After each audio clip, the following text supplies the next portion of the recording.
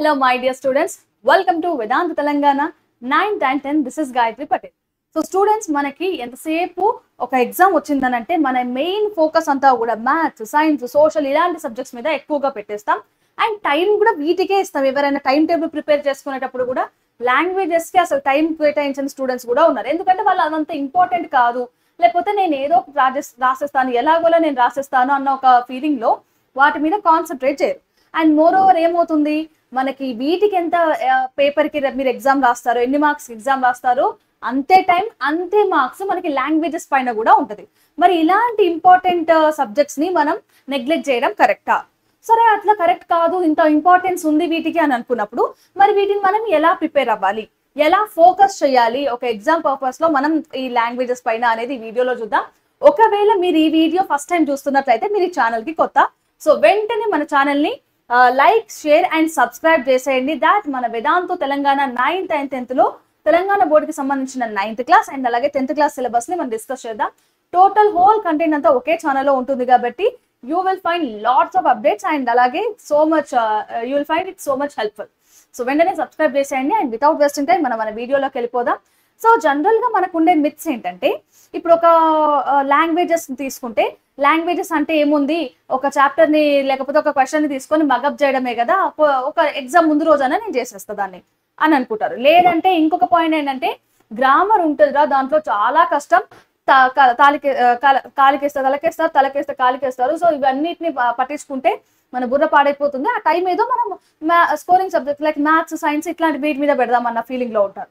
And ఇంకా కొంతమంది ఏమంటారంటే, ఈ స్టోరీస్, పోయమ్స్ ఇవి గుర్తుపెట్టుకోలేక ప్రాక్టీస్ చేయలేక చావాలి, సో ఇదంతా నా వల్ల కాదు అన్న ఫీలింగ్ లో ఉంటారు. మిత్స్ ఇవన్నీ కూడా మిత్స్. కానీ నిజాలు ఏంటంటే, మనకి లాంగ్వేజెస్ కావాలంటే చూడండి నాన్న, మీరు ఒక తెలుగు టెక్స్ట్ బుక్ లేకపోతే English are Hindi A text book తీసుకొని ఒక చాప్టర్ తీసుకున్నా కూడా అందులో ఒక స్టోరీ ఉంటది. నువ్వు ఒక కథని చదువుతావు తప్ప అక్కడ ఒక కాన్సెప్ట్, ఫిజిక్స్ లో ఇప్పుడు టోటల్ ఇంటర్నల్ రిఫ్లెక్షన్ ఏంటి అని అంటే దానికి అది అర్థం కావడానికి నీకు చాలా టైం పడుతుంది. కానీ లాంగ్వేజెస్ అలా కాదు. నువ్వు సింపుల్ గా ఒక్కసారి వన్ రీడింగ్ లో కూడా నీకు చదవడం వస్తే వన్ రీడింగ్ లో కూడా నువ్వు ఆ చాప్టర్ అర్థం చేసుకుంటావు. చాలా ఈజీ సబ్జెక్ట్స్ నాన్న ఇవన్నీ, స్కోరింగ్ సబ్జెక్ట్స్ కూడా ఈజీగా స్కోర్ చేసుకోవచ్చు. అండ్ అలాగే ఫన్ లెర్నింగ్ కూడా ఉంటది. నువ్వు ఎంతసేపు చదువుతున్నా అన్న ఫీలింగ్ కాకుండా ఒక కామిక్ చదువుతున్నావు, ఒక స్టోరీ గురించి తెలుసుకుంటున్నావు, ఒక ఇద్దరు వ్యక్తుల మధ్యలో సంభాషణను తెలుసుకుంటున్నావు, ఇలా ఉంటది. అండ్ మోర్ ఓవర్ దీంట్లో మనకి చాలా మెసేజెస్ ఉంటాయి. లాంగ్వేజెస్ లో మీరు తెలుగు తీసుకున్నా, హిందీ, ఇంగ్లీష్ తీసుకున్నా కూడా నువ్వు ఒక చాప్టర్ తీసుకున్నావంటే దాని నుంచి నువ్వు ఏదో ఒక మెసేజ్ నేర్చుకుంటావు. సో ఇవి మనకి చాలా హెల్ప్ఫుల్. మరి ఇలాంటి సబ్జెక్ట్స్ ని మనం నేర్చుకోవడానికి ఎలాంటి స్ట్రాటజీస్ వాడాలి, నేను కేవలం ఒక 4 స్ట్రాటజీస్ చెప్తాను, వాటిని ఫాలో అవ్వండి. Textbooks are very very important. ఎందుకు మ్యామ్ టెక్స్ట్ బుక్స్ అన్న మీకు తెలుసా? ఒక్కసారి మీరు మీ previous year question paper S7 exam దగ్గరకు వస్తుంది కదా, తెలుగు కానీ, హిందీ కానీ, ఇంగ్లీష్ కానీ, ఒకసారి ప్రీవియస్ ఇయర్ క్వశ్చన్ పేపర్స్ ని మీ దగ్గర పెట్టుకోండి, టెక్స్ట్ బుక్ ని ఇంకొక పక్కన పెట్టుకోండి. ఇక్కడ మనకి టెక్స్ట్ బుక్ లో మనకి లాంగ్వేజెస్ లో ప్యాసేజ్లు వస్తాయి, పోయమ్స్ వస్తాయి, రైట్. ఇంకా ఇంగ్లీష్ లోనైతే ఫస్ట్ 2-3 బిట్స్ అవే ఉంటాయి. అవన్నీ కూడా నీకు ఎక్కడి నుంచో రావు, కేవలం టెక్స్ట్ బుక్ నుంచి మాత్రమే వస్తాయి. అండ్ ఆ టెక్స్ట్ బుక్ లో కూడా మనకి తెలుగు, హిందీ అయితే ఇంకా కళ్ళు మూసుకొని రాసేయచ్చు. అందులో కొన్ని స్టార్ మార్క్స్ పోయం ఉంటాయి, వాటిని చదువుకున్నా సరిపోతుంది. సో టెక్స్ట్ బుక్ రీడింగ్ వల్ల మనకి ఒక స్టోరీ తెలిసినప్పుడు రేపు పొద్దున ఎగ్జామ్ లో నువ్వు ఆ ప్యాసేజ్ లేకపోతే ఆ స్టోరీ మీద ఇన్వెస్ట్ చేయాల్సిన టైం తగ్గినట్టే కదా. అండ్ నువ్వు ఒక పోయం ని నేర్చుకుంటున్నావు, ఒక స్టోరీని చదువుతున్నావు అంటే దాంట్లో ఉన్న క్యారెక్టర్స్ నీకు అర్థమైపోతాయి. రేపు పొద్దున వాటికి సంబంధించిన క్యారెక్టర్ దీని నుంచి నీకు ఏం అర్థమైంది, ఇలాంటి క్రియేటివ్ లెర్నింగ్స్ అడుగుతాడు, అలాంటప్పుడు నీకు ఈజీ అవుతుంది. సో టెక్స్ట్ బుక్ లెర్నింగ్ వల్ల నీకు ఎగ్జామ్ లో ఏమేమి కవర్ అవుతాయి అంటే ప్యాసేజెస్ వచ్చేస్తాయి. ఇంగ్లీష్ లో మెయిన్ గా ఇంగ్లీష్ లో నీకు టెక్స్ట్ బుక్ లో ఉన్న ప్యాసేజెస్ అడుగుతాడు. దాని నుంచి ఎంత లేదన్నా కూడా నీకు 24 మార్క్స్ వస్తాయి నాన్న, కేవలం ప్యాసేజ్, అది కూడా ఒక సబ్జెక్ట్కే. ఇంకా తెలుగు, హిందీ గురించి ప్రత్యేకంగా చెప్పాల్సిన అవసరమే లేదు. దాంతో పాటుగా పోయమ్స్, ఎస్పెషల్లీ పోయమ్స్ అని అంటే మనకి ఇంగ్లీష్ అండ్ అలాగే ఇంగ్లీష్ కన్నా కూడా తెలుగు పోయమ్స్ చాలా చాలా ఇంపార్టెంట్. సో ఇవన్నీ కూడా టెక్స్ట్ బుక్ లో కొన్ని స్టార్ మార్క్స్ పోయమ్స్ ఉంటాయి, వాటిని ఫోకస్ చేయండి. అండ్ అలాగే క్రియేటివ్ రైటింగ్ అని అంటే నువ్వు ఒక స్టోరీ చదివా, ఫర్ ఎగ్జాంపుల్ రామాయణమే ఉంది, తెలుగులో రామాయణం ఉంది కదా, రామాయణం మొత్తం చదివిన తర్వాత స్టోరీ లాగా నీకు గుర్తున్న తర్వాత నీకు అడుగుతాడు, సో రామాయణంలో రాముడి పాత్ర ఎలాంటిది, లేకపోతే పలానా సిచ్యువేషన్ లో ఈ మాట ఎందుకు అనాల్సి వచ్చింది, ఇలాంటి కొన్ని క్వశ్చన్స్ అడుగుతాడు. అవి long answer questions, 8 marks questions. నువ్వు అది ఎప్పుడు రాయగలుగుతావు? నువ్వు ఆ స్టోరీ మొత్తం తెలిస్తే, నువ్వు టెక్స్ట్ బుక్ చదివితేనే రాయగలవు. సో టెక్స్ట్ బుక్ ని నెగ్లెక్ట్ చేయదు. ఎంతసేపు ఇంపార్టెంట్ క్వశ్చన్స్ వెనకాల పరిగెత్తడం కాకుండా కొంచెం ఒక చాప్టర్ని కనీసం ఒక్కసారైనా టెక్స్ట్ బుక్లో చదవండి. దాని తర్వాత రైటింగ్ సమరీస్. నువ్వు సరే ఒక చాప్టర్ని మొత్తం చదివేశావు, చదివిన తర్వాత నీకు ఆ స్టోరీ అర్థమవుతుంది కదా. సో ఎవరు ఇప్పుడు రామాయణం ఉంది, రామాయణం అంటే ఏమని చెప్తారు, సో కట్టే కొట్టే తెచ్చేలాగా. సో రాముడు ఉన్నాడు, సో రాముడు సీతని పెళ్లి చేసుకున్నాడు. దాని తర్వాత మనకి ఈ జరిగిన కొన్ని ఇన్స్టాన్సెస్ ఉంటాయి. సో ఆ సీతని రావణుడు తీసుకెళ్ళిపోయినప్పుడు రాముడు మధ్య మధ్యలో ఎవరిని కలిసాడు, ఎవరిని హెల్ప్ తీసుకొని మనకి ఏ రూట్ లో వెళ్ళాడు, ఇలాంటి ఒక కంప్లీట్ ఒక స్టోరీని 5-6 లైన్స్ లో రాసుకోండి. మ్యామ్ రామాయణాన్ని 5-6 లైన్స్ లో ఎలా రాస్తారు? ఇది జస్ట్ ఎగ్జాంపుల్ నానా. రామాయణాన్ని రాయలేకపోవచ్చు, కానీ మిగిలిన చాప్టర్స్ ని మనం రాసుకోవచ్చు కదా. సో అలా మీరు ఈ ఏ స్టోరీ అయినా కూడా ఒక 5-6 లైన్స్ లో ఒక స్టోరీ లాగా రాసుకోండి. లేదు అని అంటే ఈ చాప్టర్ లో ఈ క్యారెక్టర్స్ ఉన్నాయి, సో ఈ క్యారెక్టర్ ఇట్లా చేసింది, దాని తర్వాత ఇది అయింది, ఇలా నువ్వు సెగ్మెంట్స్ లాగా కూడా నువ్వు గుర్తుపెట్టుకోవచ్చు. అది ఎస్పెషల్లీ మనకి ఎక్కడ తెలుగులో రామాయణానికి గుర్తుంటది. అండ్ అలాగే ఫ్లో చార్ట్ వేసుకోవచ్చు. సో ఫస్ట్ ఏం జరిగింది చాప్టర్ లో, దాని తర్వాత ఎవరు ఏం మాట్లాడారు, ఒకవేళ కొన్ని స్పీచెస్ కాన్వర్జేషన్స్ కనుక ఉంటే నువ్వు చాప్టర్ కి సంబంధించిన ఫ్లో చార్ట్స్ ఇలా వేసుకోవచ్చు. సో దాట్ మొత్తం ఒక చాప్టర్ ని ఒక పేజీలో చిన్న స్టోరీ లాగా నువ్వు గుర్తుంచుకునేలాగా నువ్వు ఏమైనా చేయి. కాకపోతే అది వీలైనంత షార్ట్ కట్ లో ఉండాలి. ఇలా చేస్తే నువ్వు రివిజన్ చేసుకోవడానికి టైం తక్కువ పడుతుంది.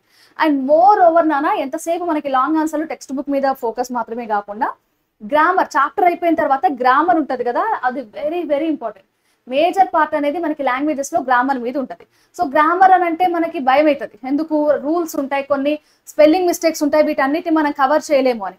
కానీ ఒక్కసారి స్పెల్లింగ్ మిస్టేక్స్ ఎలా కవర్ చేసుకోవాలి నేను చెప్తాను. By the end of the video ఒక సూపర్ అల్టిమేట్ టిప్ ఉంది మీకు, దాని గురించి డిస్కస్ చేద్దాం.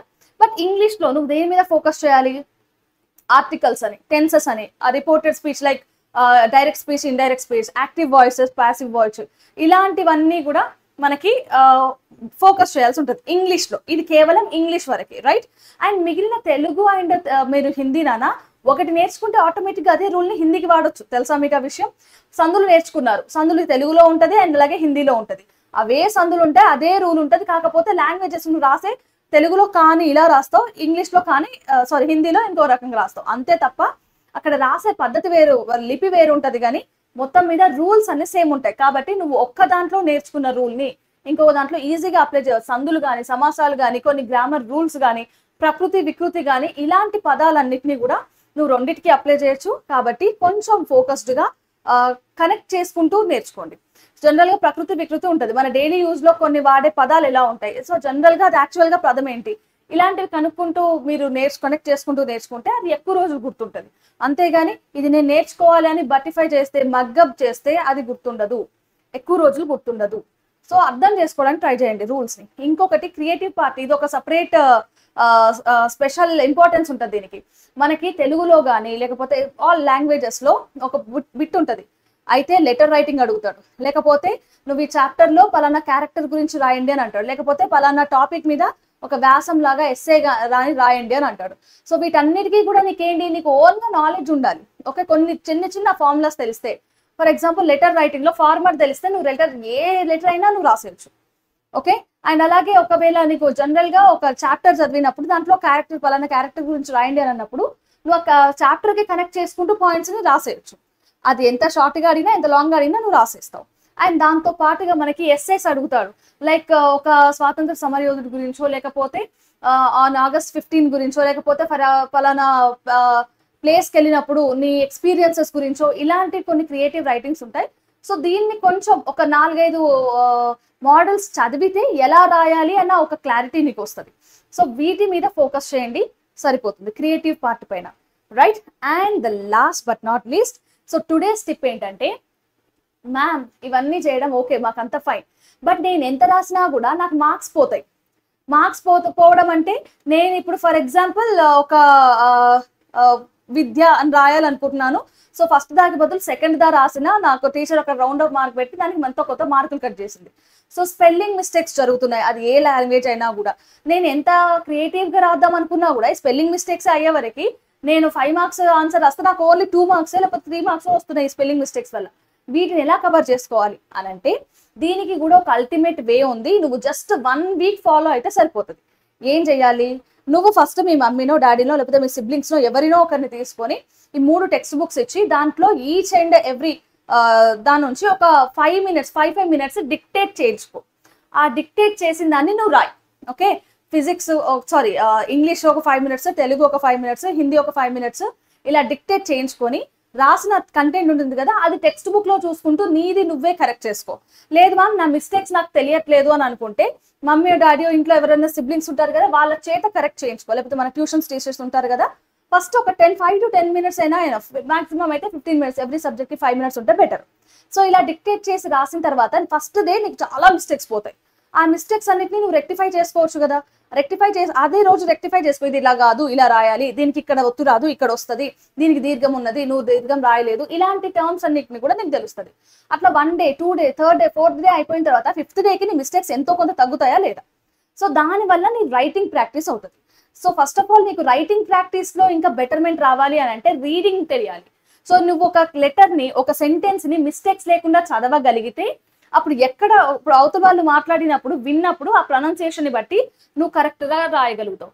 దానికి ఏం చేయాలి, అట్లీస్ట్ ఫిజిక్స్ మన తెలుగు నుంచి అండ్ హిందీ అలాగే ఇంగ్లీష్ నుంచి డైలీ ఒక పేజ్ చదువు చాలు, లేకపోతే సగం పేజ్, లేకపోతే ఒక పేరా, ఎంతో కొంత చదువు. సో ఈ రీడింగ్ అండ్ రైటింగ్ ప్రాక్టీసెస్ పైన మీరు ఫోకస్ చేస్తే ఫర్ జస్ట్ 1 week లోనే మీరు అల్టిమేట్ రిజల్ట్స్ చూసుకుంటారు. ఫస్ట్ మిస్టేక్స్ పోతాయి, ఆ మిస్టేక్స్ నెక్స్ట్ డే రిపీట్ చేయొద్దు. దానివల్ల మాత్రమే మీకు ఈ బెటర్మెంట్ ఇంప్రూవ్మెంట్ అనేది ఉంటుంది. ఓకే, ఇప్పుడు ఫోకస్ ఎలా చేయాలి లాంగ్వేజెస్ పైన కూడా, అండ్ మీరు వేసుకునే షెడ్యూల్లో కూడా ఈ లాంగ్వేజెస్ కి ఎంతో కొంత టైం తీసి పెట్టండి. అంతేగాని నేను ఎగ్జామ్కి 2 రోజుల ముందు చదువుతాను అండ్ ఫుల్ మార్క్స్ తెచ్చుకుంటాను ఇలాంటి భ్రమలో ఉండకండి. ఓకే, అండ్ ఇంకా ఎగ్జామ్ రిలేటెడ్ ఇంకేమైనా క్వైరీస్ ఉంటాయి, do let me know in the comment section. మనం వాటి గురించి నెక్స్ట్ వీడియోలో మాట్లాడుకుందాం. So till then keep learning and stay tuned to Vedanta Telangana 9-10-10. This is Gayatri Patel and subscribe to the channel, and for more updates stay tuned.